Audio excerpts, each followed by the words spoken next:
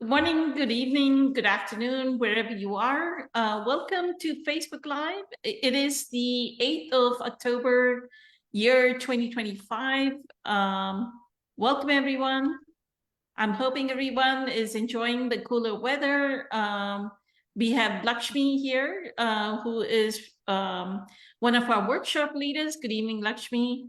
And she actually does sessions on mantra chanting and has a Tuesday meditation as well as a talk once a month on Sundays. So if anybody's interested in joining Lakshmi, and I know Josie and Patricia join Lakshmi on Tuesdays, so feel free to contact Lakshmi to get her contact information on how to join the meditation and do the mantra chanting as well.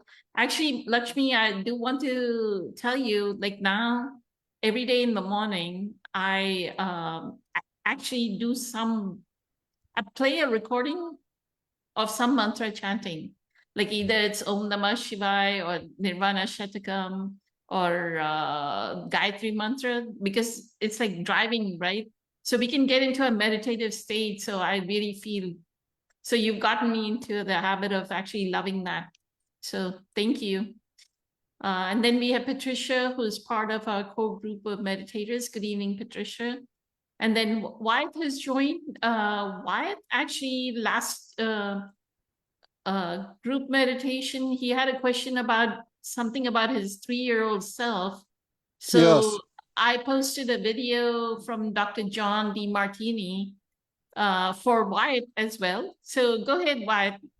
What did you want to say? Okay.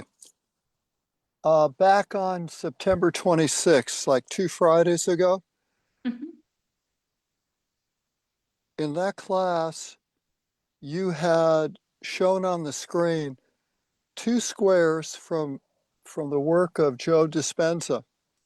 They were like brown in the background, and the one on the left was about to think of a success we've had in life and what it felt like. And there was a whole bunch of descriptions by Joe. And then on the right, there was one where he requested of us to think of a time when we failed in life and what that felt like, what we experienced, and with his instructions. And it's so easy to follow him and Eckhart.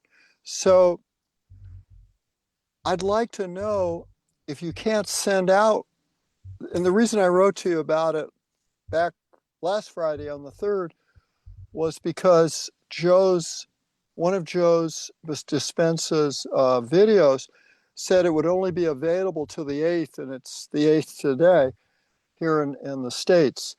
Mhm. And I look upon being able to copy it, right out. I've got my pen and paper with me as a guidepost. Um, and so how can we proceed from here so I can either copy it or you can send it or use it if still possible tonight or on Friday, the 10th. And the reason why I say that is that I see clearly more than ever that my emotions have been what has me every day, all these years and decades, recreating my past. I've been living out of a story filled with pain and suffering. And the stories in my mind, whether I'm alone or I'm using it when I coach someone, I'm doing it with the wrong intention. It's been more so about looking to have somebody prove to me that I'm not invisible to them. And I realize that, yes, there are times when I see someone clearly, but I'm going to be more available to serve other people, whatever capacity it is in my work life and my whole life. I'm going to be able to serve people better if I literally get out of my own way. And one of the things that's helped me immensely is when you wrote back to me from last Friday, and you used at the end, you mentioned how if Eckhart Tolle hadn't had the kind of dad he had, he wouldn't have become the kind of man he is. And that has really, really helped me to give up the residue of the bitterness I have toward the abuse I experienced, and to see that their intention, dad and mom, was really to make sure that when they weren't here, I could take care of myself. So, is it possible to have you make available to everyone and myself, whenever you choose to, those two squares from what Joe Dispenza showed us? Sure. Because good, thank you. I'm only, I see when I'm in non-duality, I have no boundaries for love, for joy, for happiness. It's unlimited. It's as though when I'm around negativity and people who act in ways that my egoic mind acts in, it just doesn't affect me. I don't know if it's fallen off my back like water off a duck's back, or whether it's, as Eckhart Tolle says, it's going through me, and it just goes through me and it doesn't throw me off. So if you could make that available, I would be eternally grateful. Sure. Did you have any questions for Lakshmi and Patricia? Yes, I do. Okay, go ahead. Thank you. So,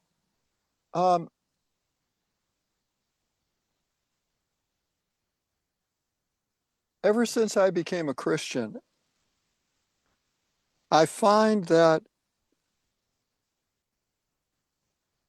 I need to and this is true for whether it's the Hindus who call, they have their concept of Brahman, they call it, I understand. As I mentioned to you a few months ago, I look for similarities in the human condition with people. I want to look at, like one of the posts by Eckhart Tolle you sent out today. Look for that present moment underneath and between what people's concepts and thoughts are, which lead to emotions. And my question here is that I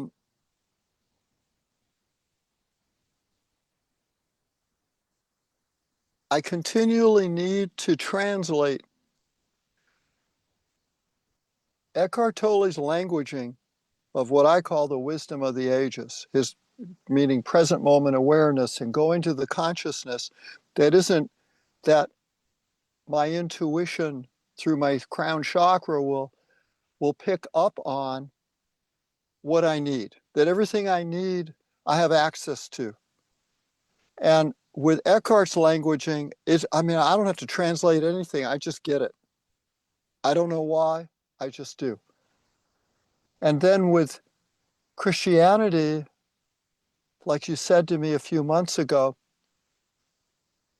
the people who label what Eckhart's work or Joe Dispenza's work as well, I run into these people as well, they label it too new agey. You may recall I mentioned to you a few months ago. And you pointed out to me that's because they're living in the concept. They're not living it. And And there are issues as a Christian that, although I look for the wisdom in the stories, some of the things to me are totally outlandish. I just don't see it that way. And when I say that, I'm experiencing some sadness, loss, and even some despair, because when I was a kid, I was brought up, as you pointed out, by people who were very unconscious, not a whole lot of consciousness. And I'm thinking, as I say that, and then I'd like anybody and everybody to chime in, as long as I'm living in this present moment awareness, I'm not really living in it, I'm being part of it. You know, that area that Joe calls the quantum field. And because I've come to accept right here, right now, I never did before, that it's just some people are not suited for they and I to be around each other. So that's pretty much it. So what is your question? What's your question, Wyatt? I Yes, didn't ma'am, understand. please. Because I don't want you to miss out on New Year's Eve. So go ahead. No, I didn't understand your question. Yes, ma'am. What exactly is your question? Okay. I thought I made that clear. So my question is, when looking for what's good in people and to be part of that collective,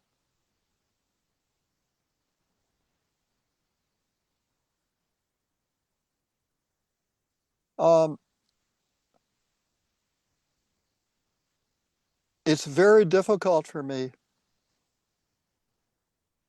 to not go into my ego and attempt to overpower people to do the very thing I'm not doing.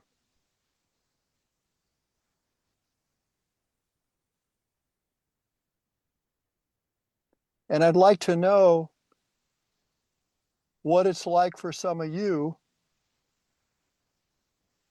to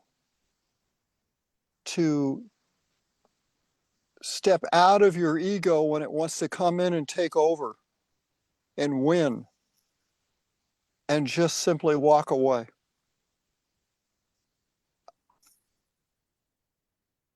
I'm having this same lesson again and again with an older sister. I finally made a decision a week ago to end a business that I was starting with someone.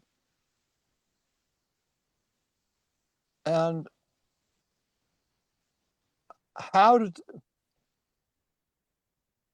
my question is, it's difficult for me to live in solace when I'm experiencing feeling lonely. And it's this ache inside me that somehow I'm responsible for why people reject me. Okay, so I understand your question now. Yes, ma'am.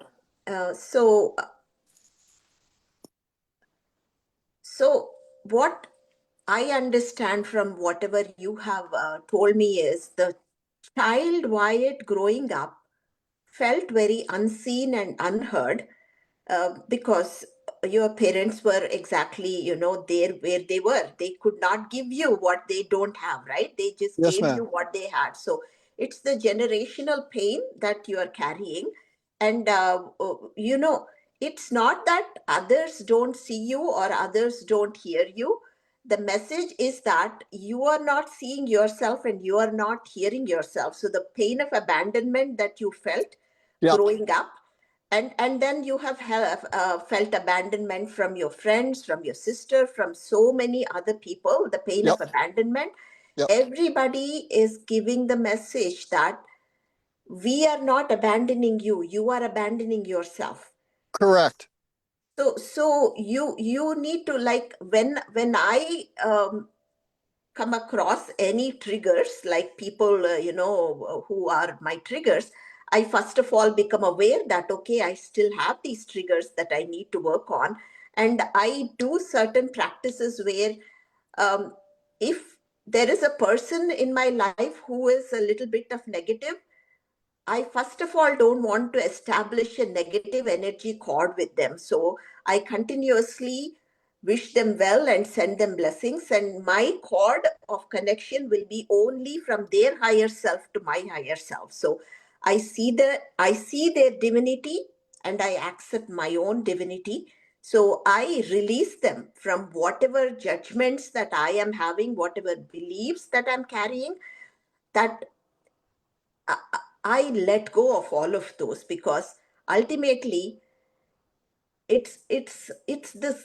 eyes which are like you can never see your eyes, right? You are seeing the world through the eyes that of God, and it is the goodness in them or the godly nature in them or anything, right? The space, the things, the people, everything you are see, your divinity is seeing their divinity, and whatever you are hearing, so it is, everything is ultimately divine. So I remind myself constantly, who am I, on whose behalf? I ask this question that the Rupert Spira said you have to ask yourself frequently, um, on whose behalf am I feeling lonely? Because you said I feel lonely.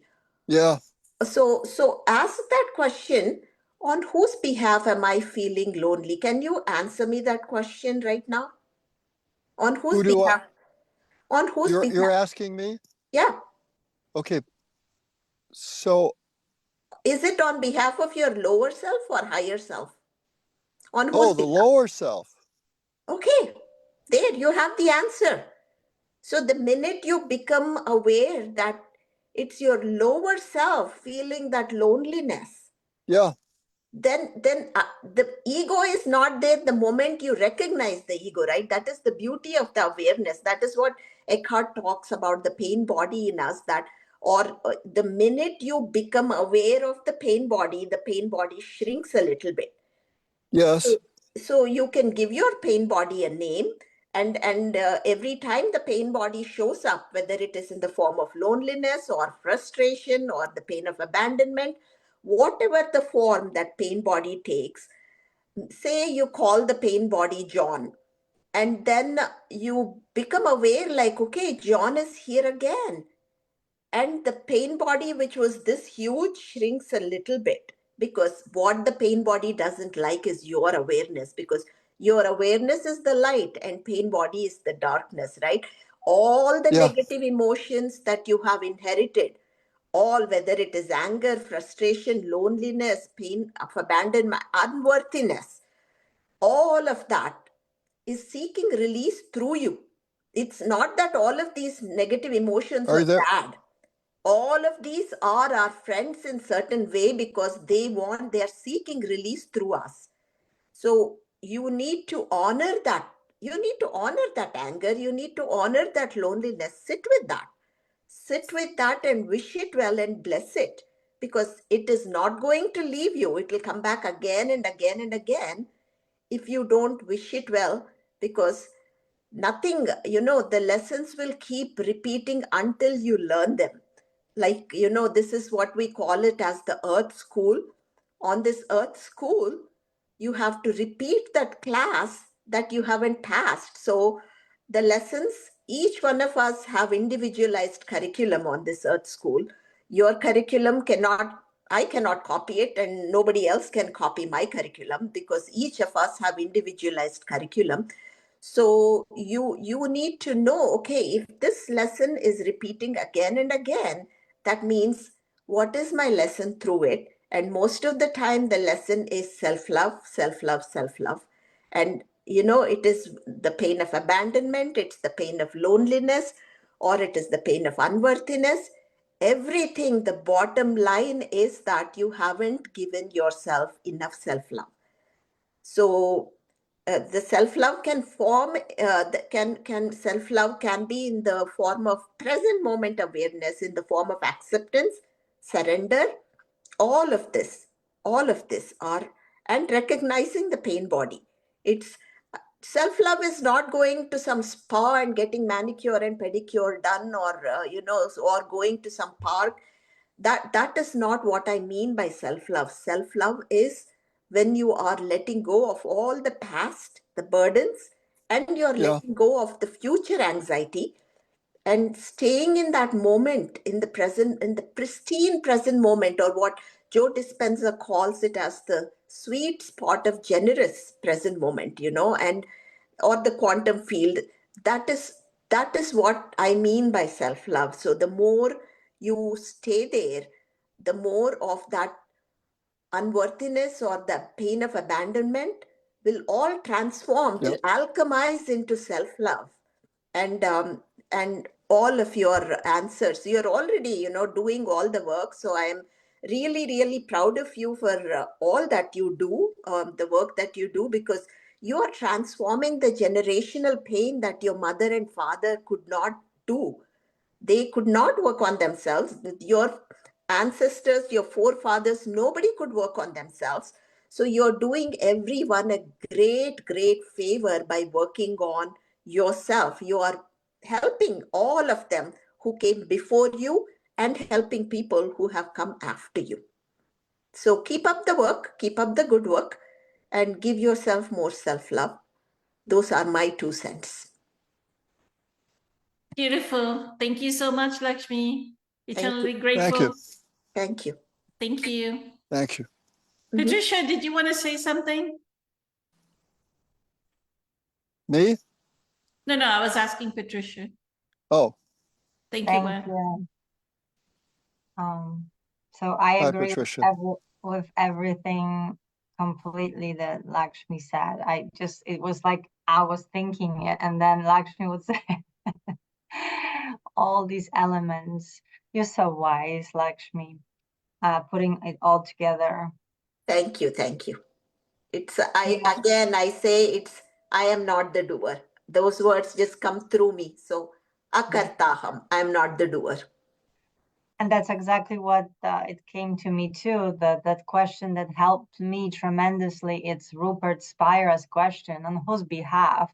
Honestly, the minute I first asked myself after listening to his video, on whose behalf I'm feeling sad. The minute I I even said it out loud with my eyes closed, well, there was this awareness of something greater that has all of it in it, the sadness, the happiness, and the stillness and everything. So I looked with compassion to the little Patricia that, oh, poor me, victim stuff. And all I wanted to do is hug her. But it was just so beautiful. So that's the self-love, I guess, that came out of it, self-compassion. And every time it comes up, I remember that question. Or on whose behalf I'm feeling angry, on whose behalf I'm feeling betrayed. Like this one single question cleared so many pain bodies for me. But obviously I was only able to ask that question because of our Eckhart Tolle's the learning that I got from him, the teaching, my learning, his teaching,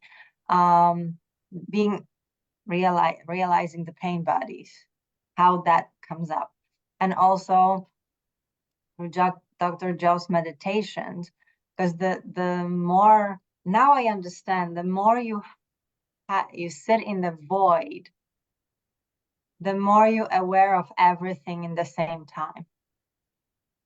And then you not just attach to that one identification saying, I'm lonely. Because remember, Wyatt, whatever you put after the words I am is the power. So you're giving it power to lonely, like you're identifying yourself with it, and it takes all your force with it. So just drop it. Honestly, drop it.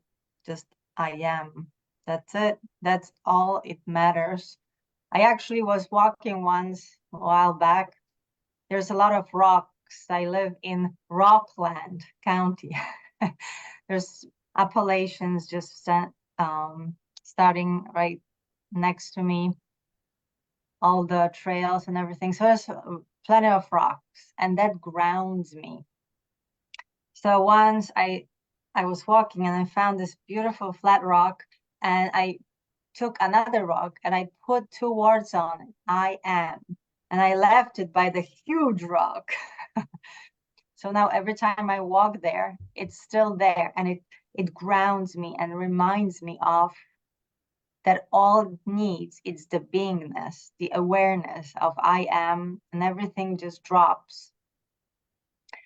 But you pick and choose what works. I mean, for me, that works. It's like all together. It's not just one thing, but in each moment, I hear what I need to hear. So like when Poonam sent me, like she sent you, the story, change your story about the childhood, I listened to it, and there was one moment that I actually was listening, and the tears just poured out of my eyes. Like, what just happened? I released something, and then I'm done.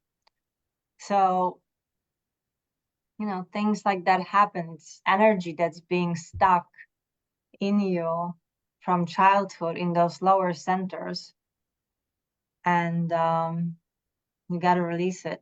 It just happened through grace, but you have the knowledge. Just now wait for the experience, which comes with feeling everything, and just let it like wash through you. And at some point I also repeated the Ho'oponopono prayer. I don't know if you have heard of this Ho'oponopono.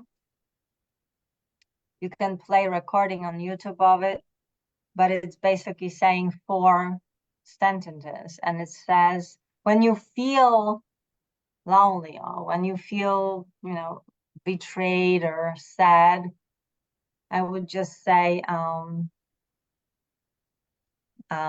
sorry. I start with I love you. I love you. I'm sorry. Please forgive me. Thank you. That's those first. I love you. I'm sorry. Please forgive me. Thank you. It's very powerful words. That's the prayer to release and to love and to feel compassion toward yourself. And I heard that there are some actual therapists that just use that Ho'oponopono prayer. It's from Hawaii. Just keep listening to it, and that's why I guess they made recordings of it. Just it has the message. It washes some things away.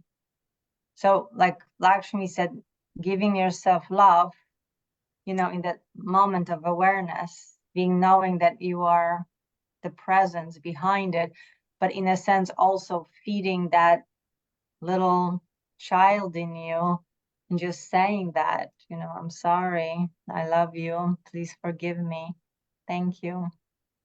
I also would like to add that he can pick up that small child Wyatt right now. You know, he can envision the 3-year-old Wyatt and pick that child up and say that I am here for you. I will see you and I will hear you. I'm never going to leave you. I'm never going to abandon you. So, and imagine that little child, Wyatt is crying. Wipe the tears off of that baby and give that child lots and lots of love. So, I do this with people who are like challenging people in my life. I imagine them as little children and pick them up, and I do this exercise with challenging people. So maybe you can do this with your sister as well, Wyatt. imagine her as a little child and do that with your sister. Beautiful. Thank you so much, Lakshmi. Thank you. Eternally grateful. Thank Thank you, Patricia. Eternally grateful. Thank you. So I wanted to ask Wyatt, I think your hand is over your camera, Wyatt. We cannot see you. Or I don't know if he's frozen. So when you were doing that story, are you back with us, Wyatt?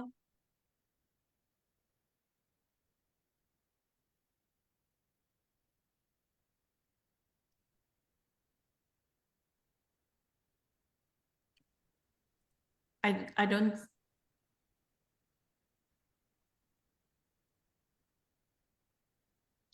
Are you back with us, Wyatt? I'm here.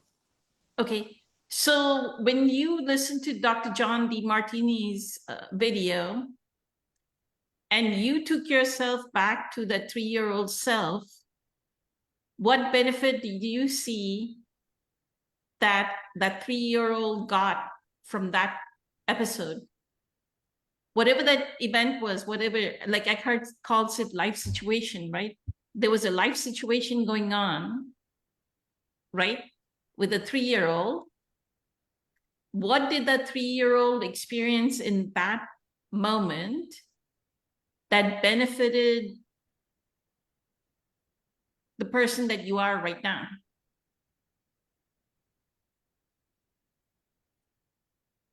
It filled me with confidence that success in the past built my self-esteem, and that what felt good after the accomplishment was the process of risking rejection. No, that was not I, what that is not what the 3-year-old experienced. Okay, then I don't understand your question. So do you remember in the video, Dr. John Demartini says, Yes, like there's a man who's beaten up by his stepfather or father, I think it's the stepfather, with a baseball bat. And the man, as a young boy, actually puts young boy or young girl, young boy, puts pillows over himself so that he does not get hurt by the baseball bat, correct? correct. And then Dr. John Demartini tells this man, so what way, go look at yourself as your 6-year-old self and see how did that beating, that brutal beating help you? And then the man goes, oh, I learned to dissociate. So what happens when we have such unconscious parents, right? When we have something of that nature going on, when we have that type of brutality happening, the little child always disassociates themselves. Correct? Yes, When they disassociate themselves, they live in their imagination. Right? When they live in their imagination, creativity happens. yes, So all that beating that boy got actually made him one of the best. I think he became a Disney animator, like one of the best Disney animators that ever existed, correct? yes, But if you went back into his childhood, his story was, oh, I was beaten up by my stepfather, brutally beaten up by my stepfather was his story, correct? correct. Dr. John Demartini gave 2 examples in that video. One was this man that was beaten up by his stepfather with a baseball bat, brutally beaten up as a 6-year-old child or a 5-year-old child, and Dr. John Demartini. So that's what you need to go back and do with your parents. Yes. And you will realize that we've gone through this whole explanation over and over again. And April actually posted on our Facebook Live that she has to work. That's why she couldn't join. But April has quite a few times said that realize why, like, all of these are part of your soul family. They're part of your soul group. Your parents were souls that already made a contract before you were born that they would be parents that would be that unconscious.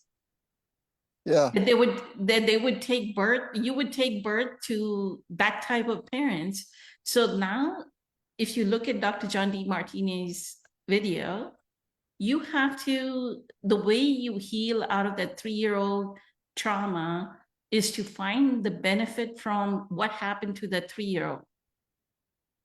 Right? I can tell out of the trauma that I had with my mother, who was like violent, like verbally, physically abusive, constantly. She was like a ticking time bomb, just like Eckhart's father. That's why I Yep. think I had such adoration and admiration for Eckhart, because I had the same kind of parent, right? Yep. So, but I know the sense of discipline that I have, the work ethic that I have, the dedication that I have is because of who my mom is. And my dedication, my work ethic, my discipline is what makes me successful right now.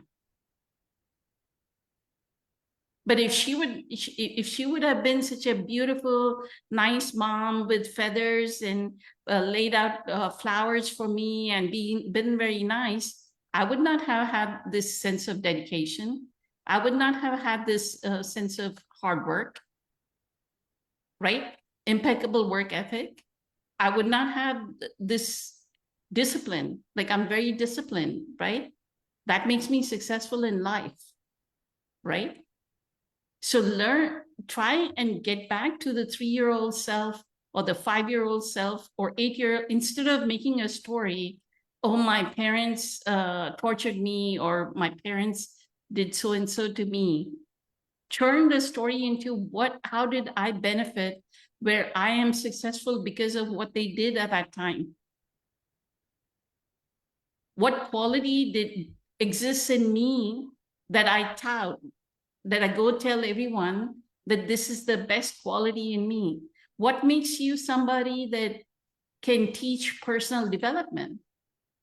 How is a person that was tortured as a 3-year-old right now saying that he's going to lead people into personal development?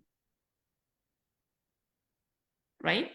You're saying, I'm going to come transform you. How did that quality develop in you? Because the 3-year-old got tortured, correct? The 3-year-old that was tortured decided, okay, I am not going to be like these unconscious human beings. Right. Right? I'm going to be somebody different. Yeah. And that choice, if you would not have been tortured, you would have not made the choice. Correct? Correct. So it was necessary. The torture is necessary. The suffering, as Eckhart says, the suffering is necessary until it is not necessary. So the suffering is necessary to teach us, to train us, to almost like, you know how the river, like as the water flows, the path that it takes, right? Something has to guide us through that path. And that beating and the torture is the path. It's taking us to, it's moving us to a certain path. So I get it, and I'd like to discover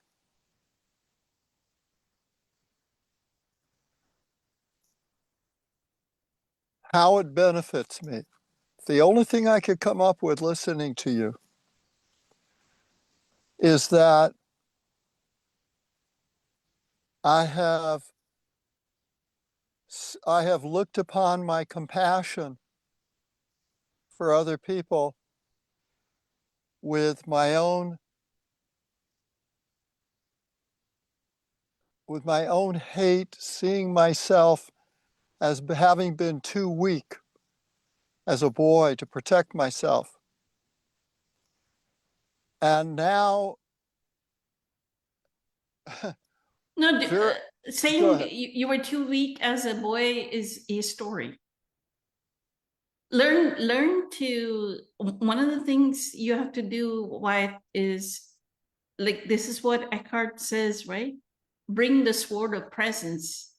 Don't color anything. State facts. They're facts of the situation.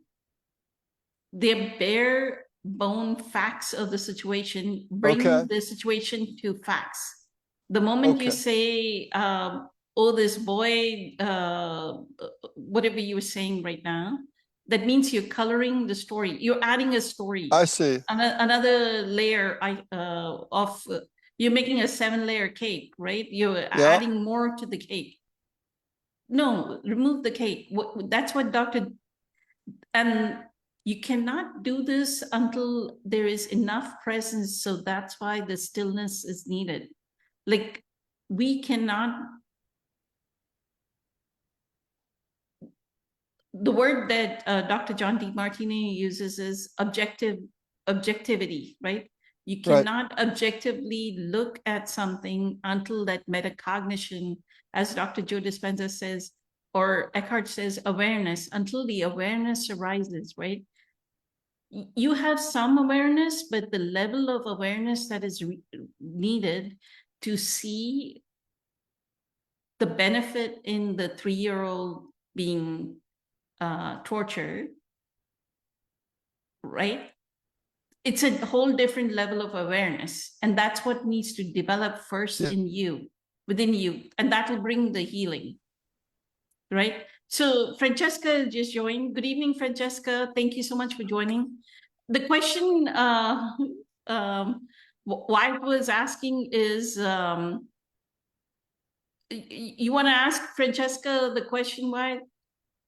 It was centered around, I know there were various topics that were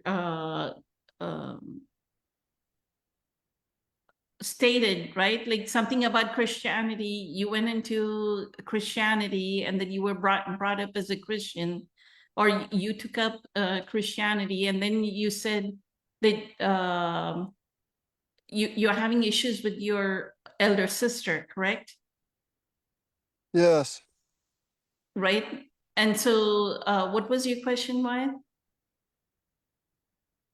What was that about her? No. What was your question? Oh. Feeling So lonely. That what, he was Patricia? You that said he that you were alone, that people are leaving you, that you feel alone, right? Lonely. Well, I've always pushed people away from me. And I don't want to go into the story, as Poonam made a lot of sense about what I was doing. I need to live like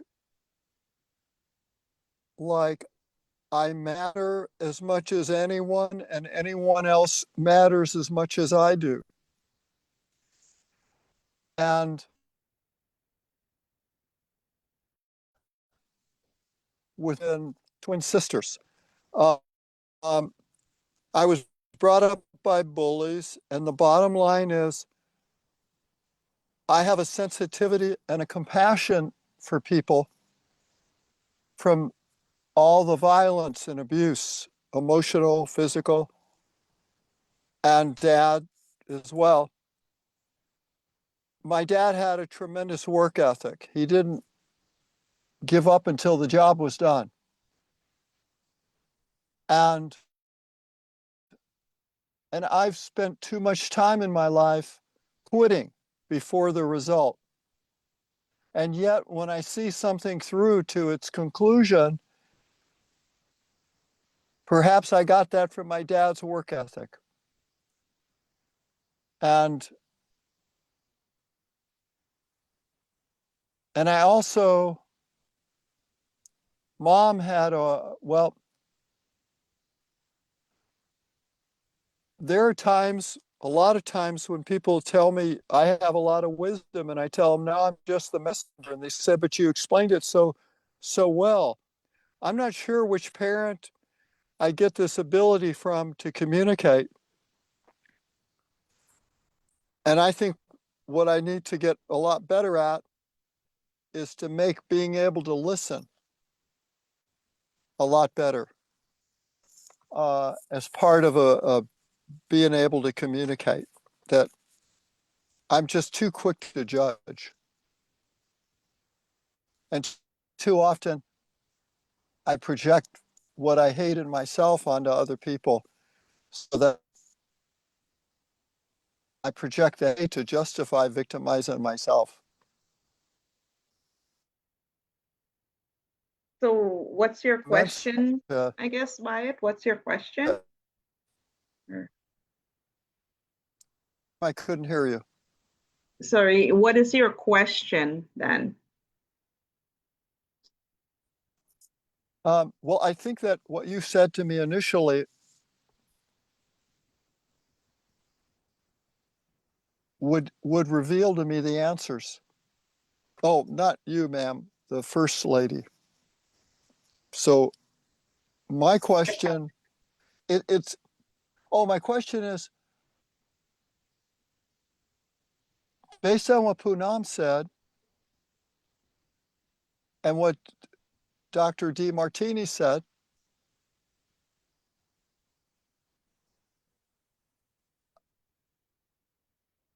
I would like to discover all the benefits that I derived from being around the way I was brought up by my role models.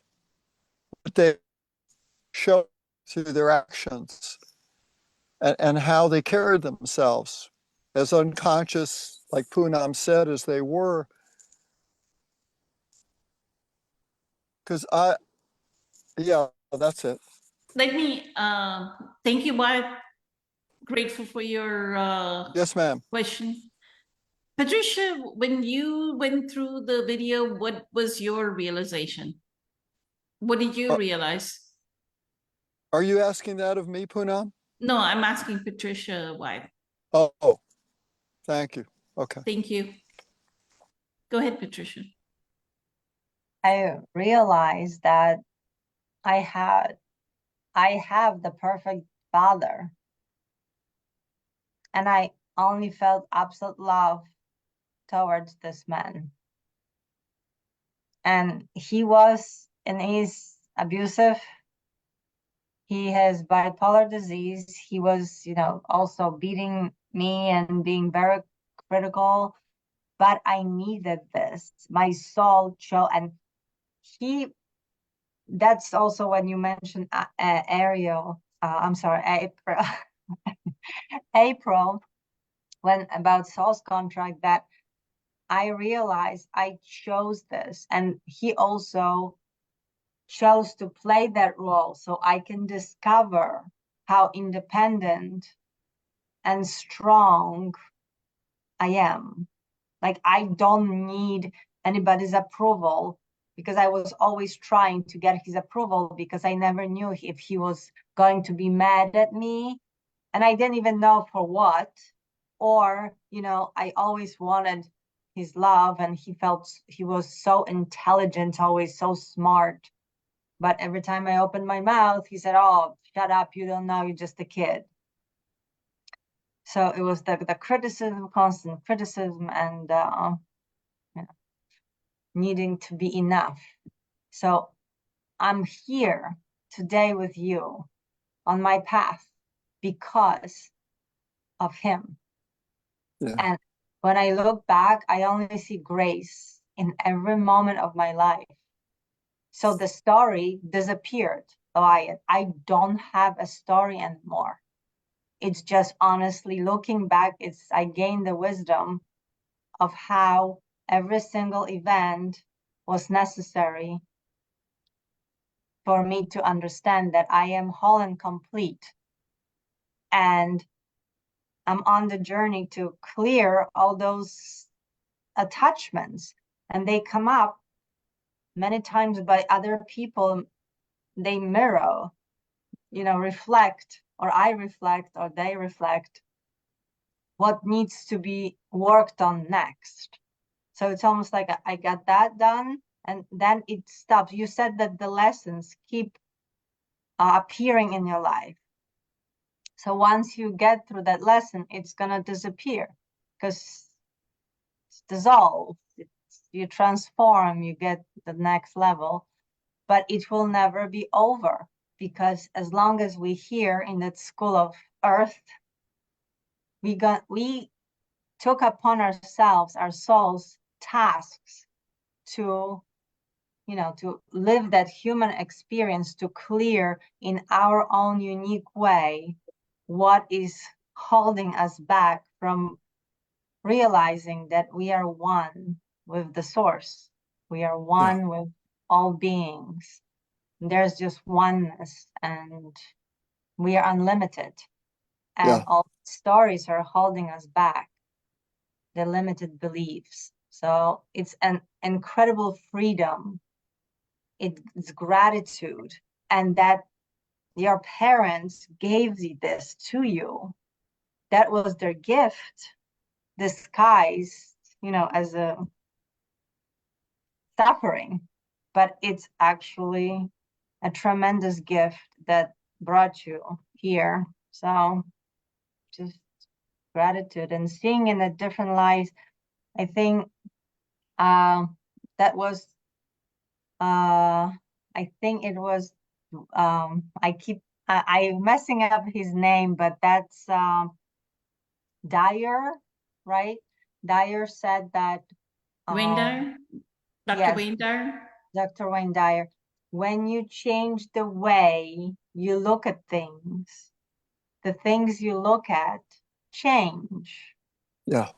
So this is that change. So like the video was change your story.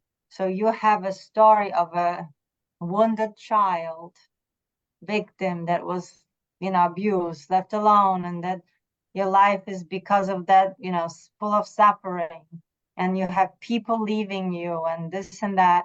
Well, how can you change that story?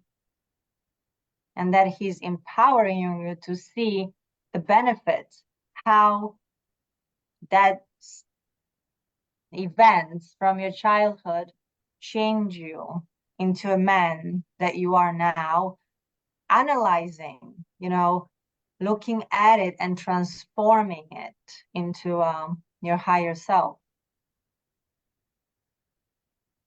And helping others, like you said, others are asking you why you so why, yeah, because people see that, people see the work that you overcame so many things already.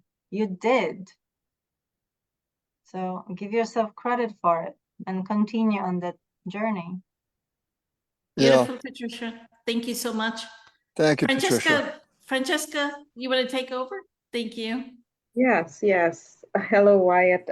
So I Hello. think I've gathered what's happening. A picture between Poonam's share and Patricia's share, and then a little bit of your share. Okay, I have a full picture, and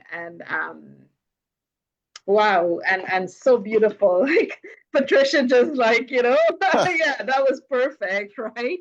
And what adding to that, from my experience, really everything Patricia said, yes, as a wounded child, former wounded child myself, who for a long time, had that wounded victim, I call it unconscious states, right? And I was attached to my story, the story of abuse, and in my case, parent also beating, mostly my mom.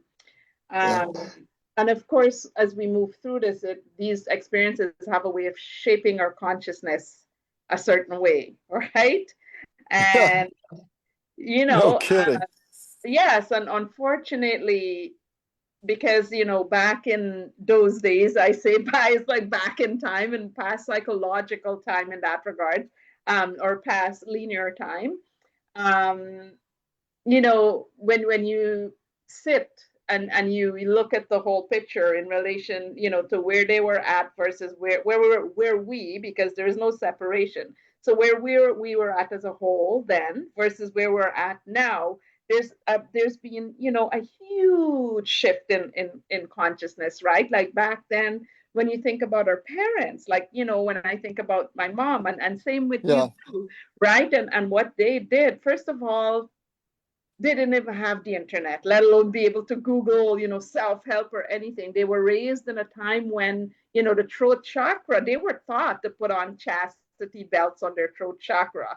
You know, they weren't even allowed to express themselves, even if they wanted to, right? Because again, there was a different, you know, cultural, you know, upbringing and all these things that played a role in how they showed up in that regards, you know. So they were following cultural norms, and it didn't matter which country you lived in.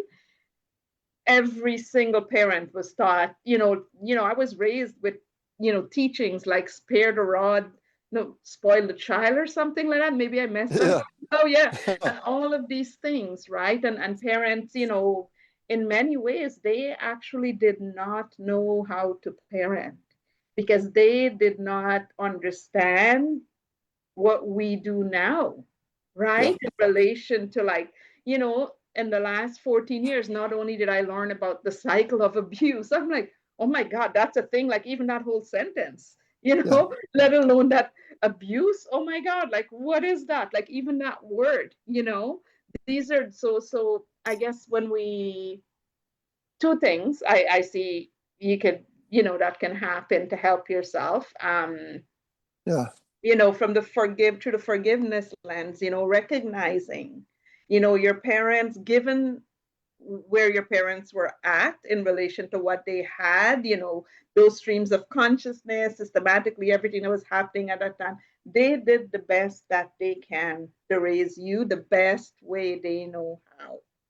And you know, that best way might have been, yeah, they believed in beating the crap, pardon me, out of the child, right? Like my parents did, and majority of parents that I knew did, right? And there's many parents that I'm aware of that actually still believes that is the way, because here is the thing, they were not taught how to guide their children from their deepest depths of understanding, you know, that child's state of consciousness. You know, they didn't have that wisdom. They didn't even Yeah. have access to there. It's not like they were sitting there, you know, and meditating, self-realizing and so forth. In fact, all of those practices were hidden, a lot of it, right, back in the day, right? And so, you know, for me, I guess for myself, it's really easy to forgive when you could see from such great, you know, depths of understanding, because there's a huge gap, right?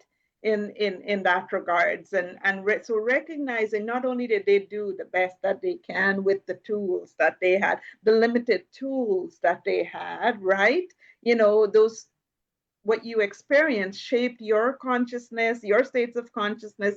It shaped your sister's states of consciousness. You know, so upbringing is a huge Yeah. part that shapes our state, plays a role in shaping our consciousness, right? The environment plays a role. The environment in which we're raised in, for example, right? You know, what we're exposed to, where we live, the whole 9 yards also plays a role. Cultural belief system and all of those things also contributes to, you know, our to shaping our different states of consciousness, whatever that is, right? So we've been basically collecting since beginning of time, or as far back as we went, as we can, Yeah. go, all of these like limiting beliefs, and some of them really messed up, you know.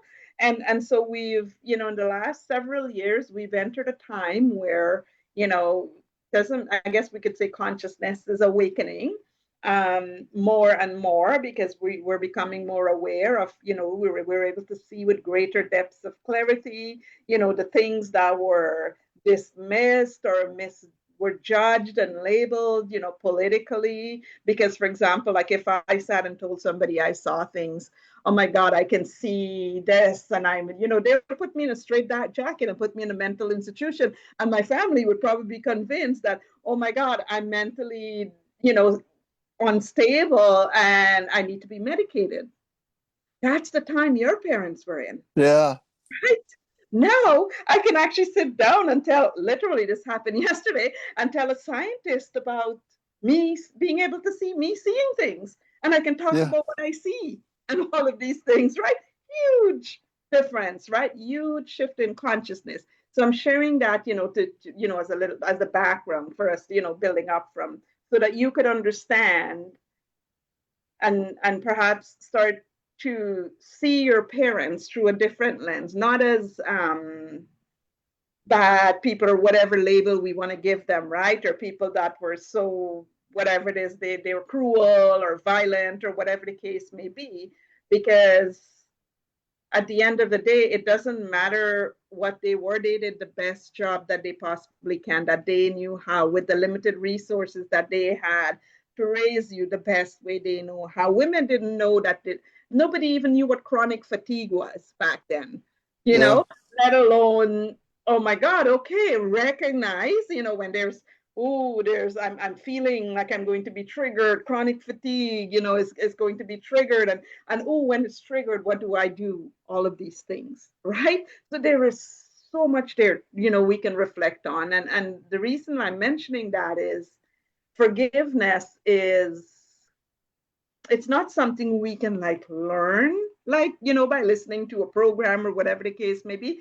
It's a state of consciousness that awakens when because of understanding. Understanding is the key that awakens that state of that ability to forgive, right? So looking through the eyes, because it's easy to look through the eyes of judgment and projecting and the noise of the egoic state of mind, which is Right. surface level, right? Versus the being, that beautiful, when we're meditating and we tap into our highest conscious wisdom of awareness, right? Versus when we tap into that deeper level awareness, we start to see that same picture, which our egoic state of mind has developed, and it's created those pain body, right?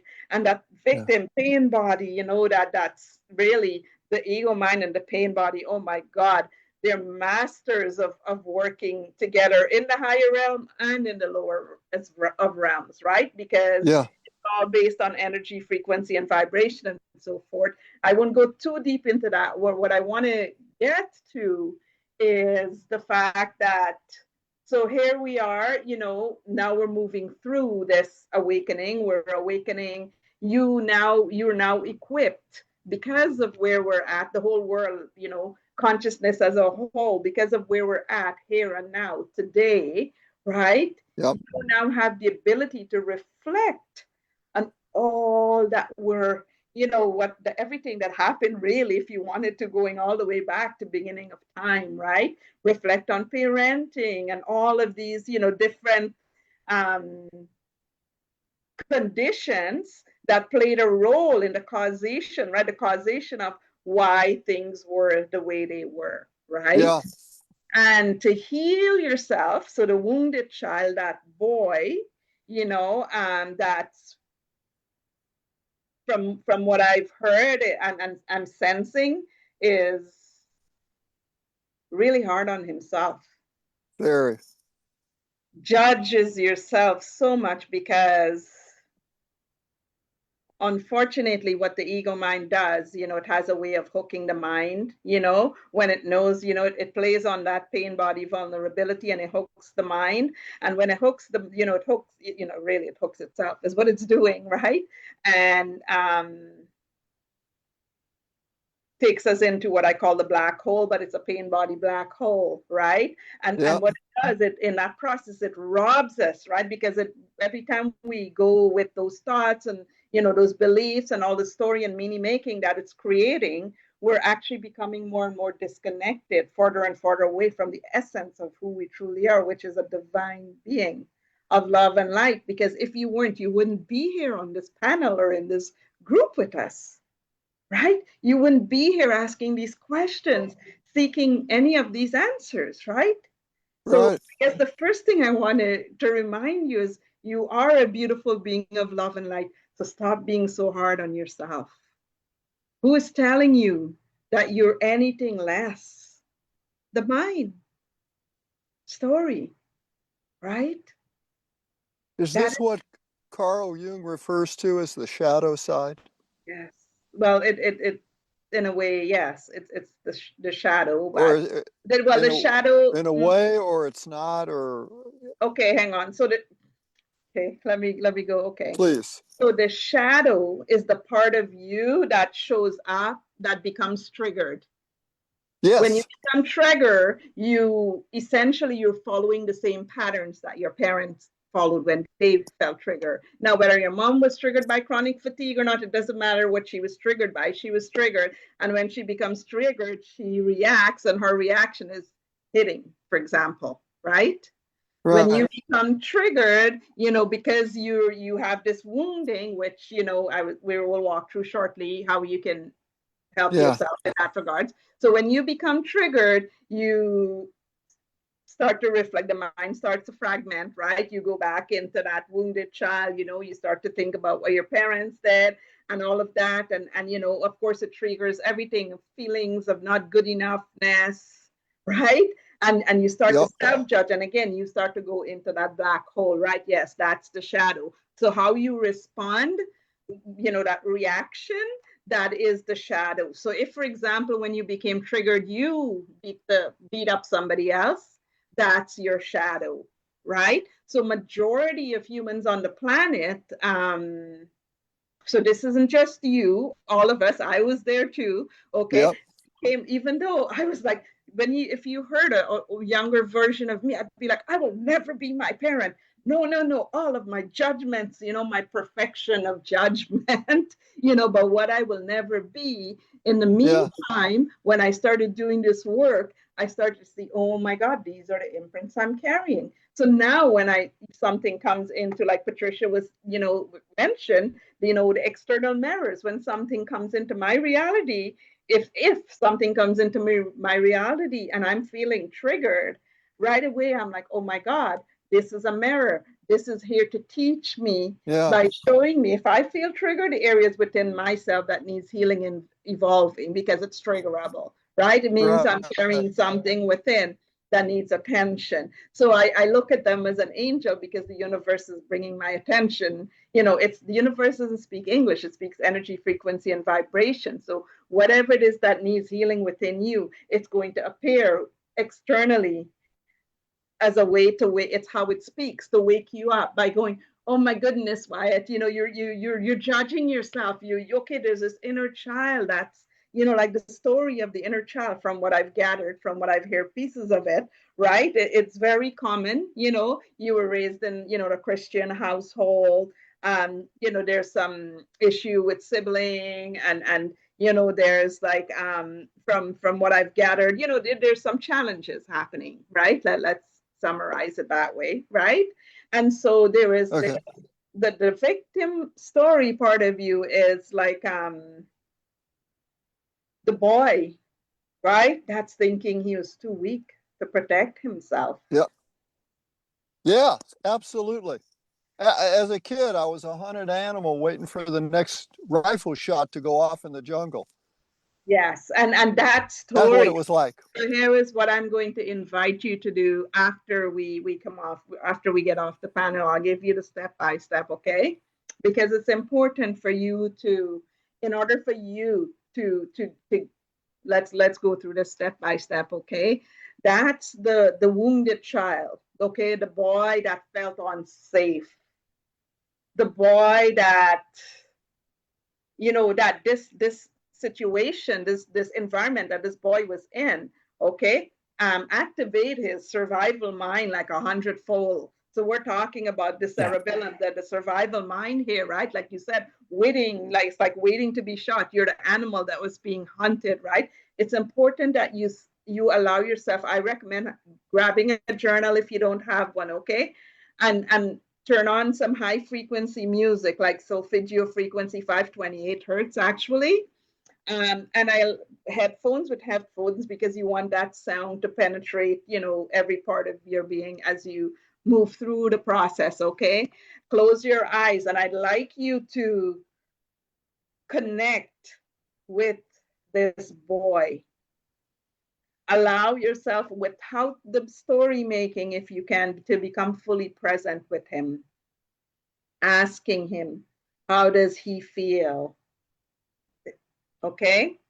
Get to know him, get in touch with him. You want to cry, allow yourself to cry. This is the most vulnerable part of your healing practice that you're going to do with yourself. Make sure you do it when, you know, when you're not interrupted, where nobody, you know, turn off the phone so it doesn't ring, all the notifications, everything. Go into nature and do this if you must, okay? And allow yourself to sit with this boy, feel him, you know, visualize how old you were. How old was he when he felt these things? Was he 5? Was he 6? Was he 13? Allow yourself to visualize and see him as you're moving through this practice, okay? And it's important for you to also allow this boy, as you move through that meditation, it will guide you, your higher self will guide you through this process, to also see you.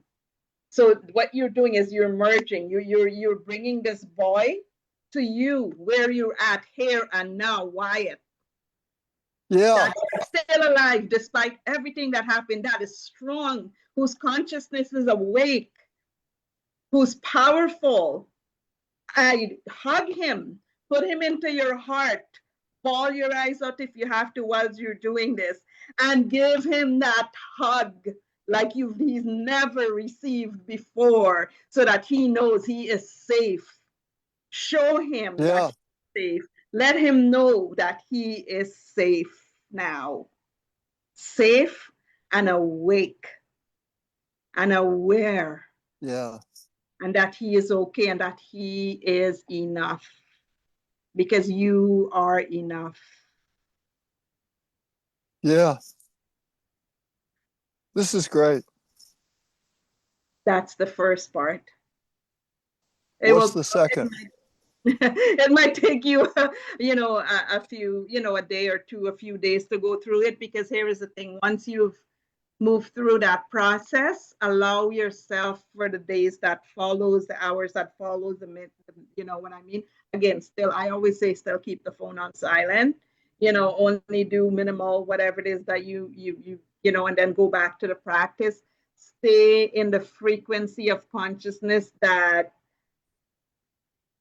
feels, I am safe. Stay with that inner body connection. Stay with yourself, that boy, you as a whole, because now every piece of you you bring back, you're becoming whole, right? Again, right? So stay with that wholeness. That's the embodiment piece of the practice, as long as you possibly can, as you integrate, as you move through your day-to-day life, as you move forward in your day, you know, move as that wholeness, that whole being. Right? So you're picking up this boy and you're helping him to see, put him on your shoulder, hug him, you know, give him whatever it is that he needs. Ask him what it is that he needs. Show him that despite all of this, you are alive. You have evolved, and now you can guide him.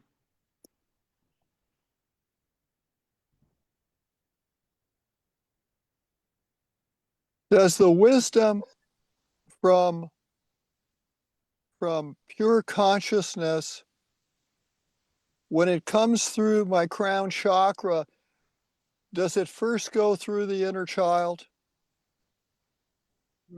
No. No.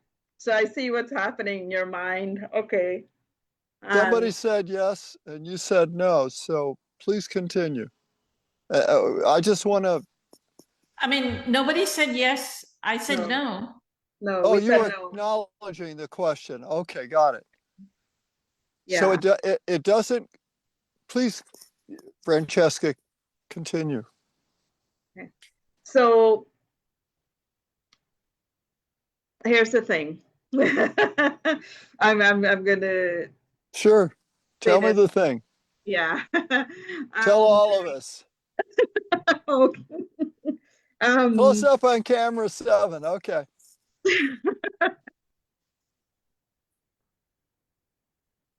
So I you know, I'm addicted to learning. I love learning. Okay.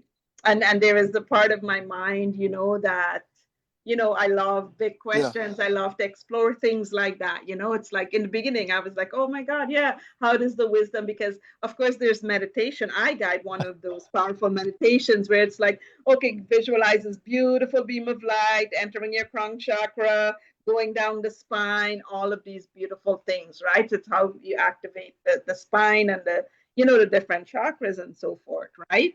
Wisdom itself, right?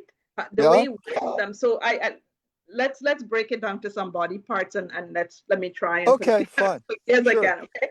So let's say this is our conduit, right? Well, I call this my conduit anyways, my head, right? We're in this physical body. We've got this thing, and wisdom really is self-realized, is what it is. It's a realization that happens. Now, let's take away all the body parts, everything, Yes, ma'am. right? Who are we? Who are you? Well, we're consciousness, right? Yes. Right? Yes. And right? So let's say consciousness is this one giant blob. So I'm taking you a little bit through here of a vibration. So let's visualization away. So let's say, okay, we're consciousness. What is consciousness? Well, let's remove all the buildings. So now we've removed our body. We remove all the buildings, everything. What's left? Consciousness. Right? Awareness. Right? Because we're aware. Awareness. Right? But there are no thoughts. Is it the same awareness and consciousness, the same thing?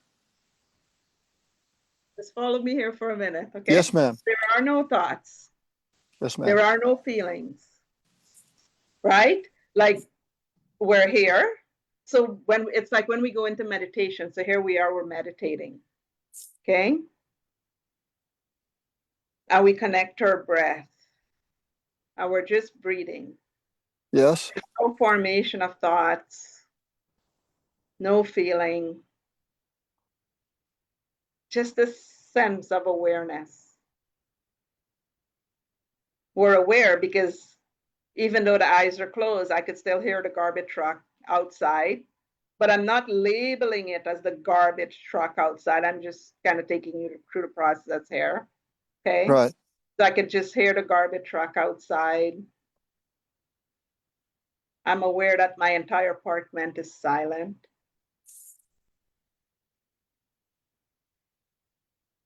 Suddenly it's completely silent and still outside. Interesting because I live downtown Vancouver in the city. So this awareness, pervades the whole universe. That's just a little glimpse of our essence. I say the essence of who we truly are. Consciousness, there is no form, no nothing. Right? Now it comes into form when we suddenly, garbage truck, oh, I just labeled something. A thought arises. Ooh, okay, now it's taking form, thought form, right? Yep. Oh, suddenly I'm aware, oh my God, I have arms and legs. Yep. It's taking physical form. Right? Oh, my nose. Oh, it's got a nose, Yeah. And then suddenly it's got parts, right? Physical form.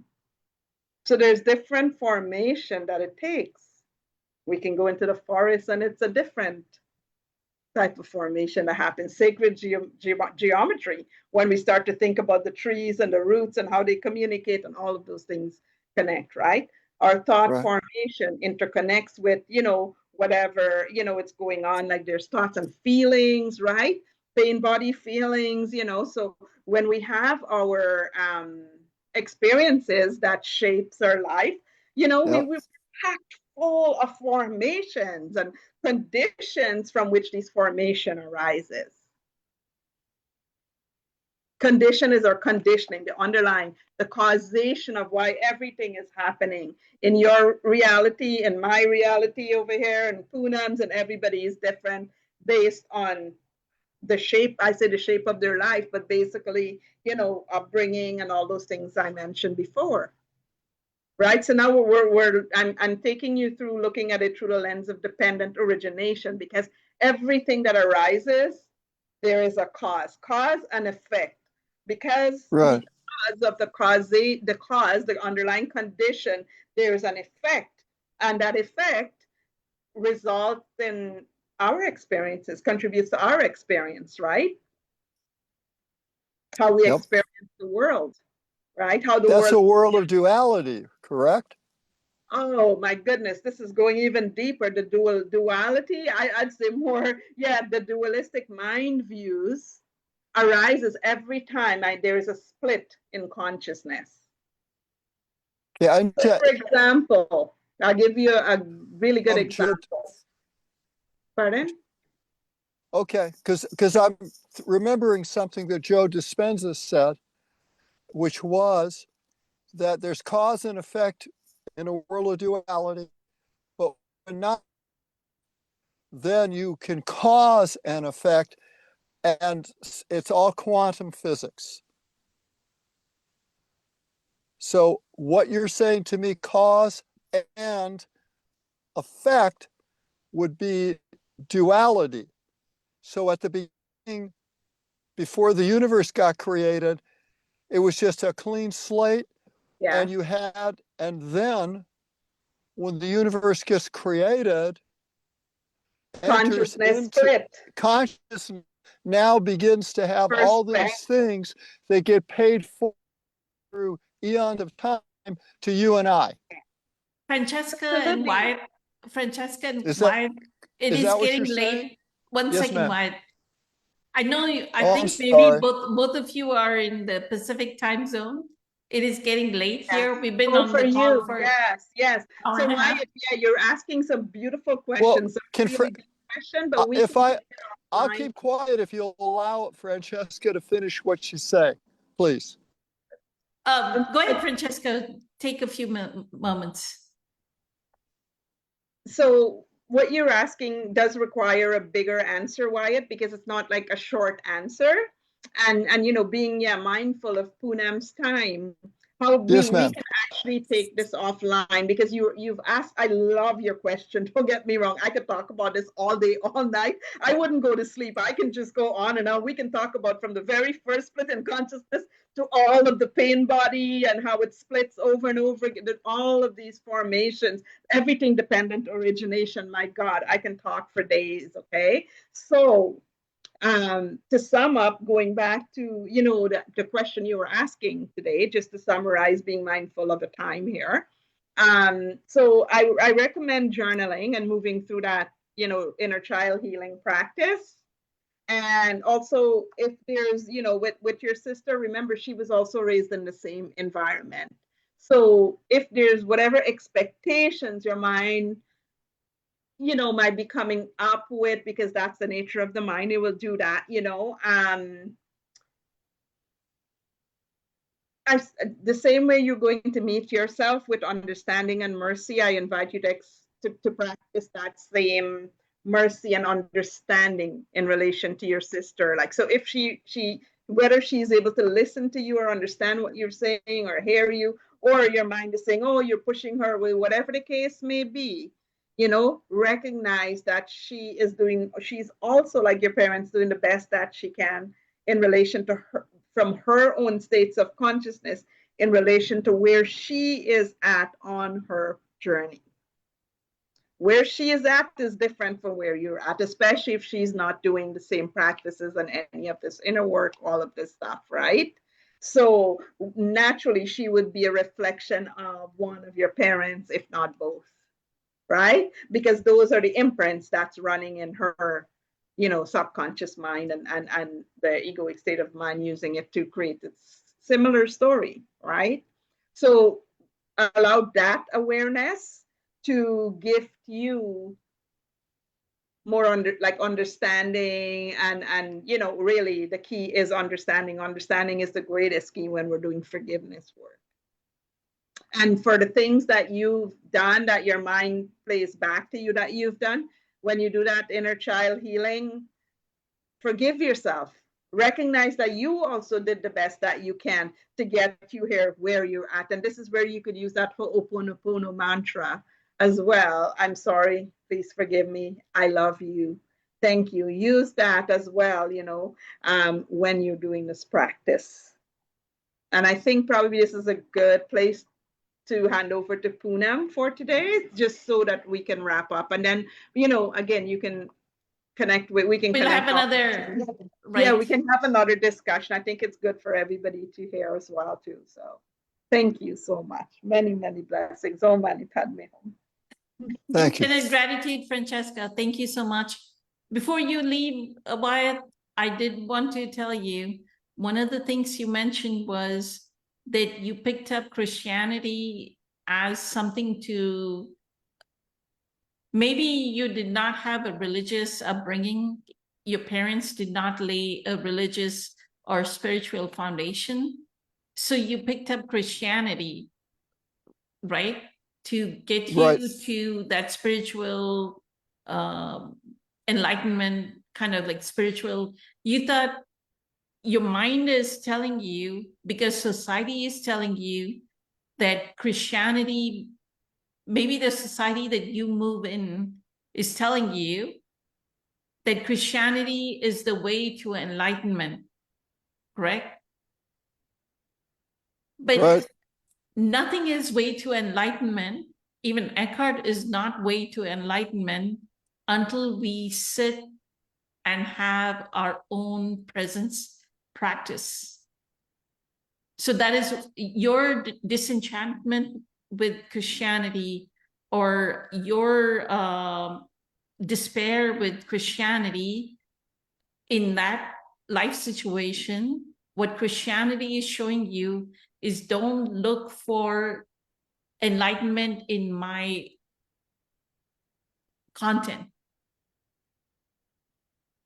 The enlightenment is within you. The enlightenment the enlightenment is within your stillness. It's not in the Gita. Enlightenment is not in the Bible. Enlightenment is not in the Quran. Enlightenment is within each one of us as we move through the self-actualization process in our stillness. That is what that experience, that despair is not despair. You're labeling it as despair. Yeah. So look at the facts of the situation. If you're reading the content and the content is not giving you spiritual satisfaction, that means the content is telling you, no, the spiritual satisfaction will come from within you. Yeah, because you're looking in the wrong direction, towards external means rather than within, and becoming present and still with you. There is nothing like being in a meditative state. There's nothing like sitting still. You have to make your body, and this is what Dr. Joe Dispenza says, your body is like a stallion, like a horse, right? You need to make it sit still. You need to say, sit down, body, sit still. And stillness is the language God speaks. Everything else is a bad translation, as Eckhart said. Yes. The stillness will give you all your answers. All that we've talked, each one of us has spoken about with the Lakshmi. Infinite gratitude, Francesca. Thank you so much for sharing your wisdom. Patricia, whatever they, and do you realize Francesca and Patricia said the same thing? They talked about the Ho'oponopono prayer. They talked about exactly the same things. Each one gave you almost the same advice, right? Lakshmi said the same thing, that you are enough. Francesca repeated the same thing to you, that you're enough, correct? Lakshmi walked you through the same thing, take that child and hold the child. Francesca walked you through the same thing, right? Rock that child like a baby. Visualize a child like a baby if you have to. And being an Eckhart, being a solid Eckhart student, Eckhart never talks about the inner child. Eckhart never talks about inner child work, right? No. It is just our presence practice. So the biggest lesson, if you can take it today, sit, just like I tell Patricia, whether it takes 10 minutes, an hour, 2 hours, 3 hours, your body is struggling, you make it sit. Sit in meditation. The more you sit in meditation, everything will heal. And that's the answer. Stillness is the answer to everything. I think we lost Wyatt. He just Right. dropped off. Which was the best, he got the best lesson, right? Yeah, So I'm sure he will be back, and we will meet there again. he is. He's back. Okay, Yeah. with that, thank you so much for choosing your divinity over your humanity. I know it's getting late for Patricia. Many blessings, Francesca, you hit it out of the park. Grateful, eternally grateful, Wyatt, for your question and constant questioning. Have a fantastic evening, everyone. Bye. Many blessings. Much love.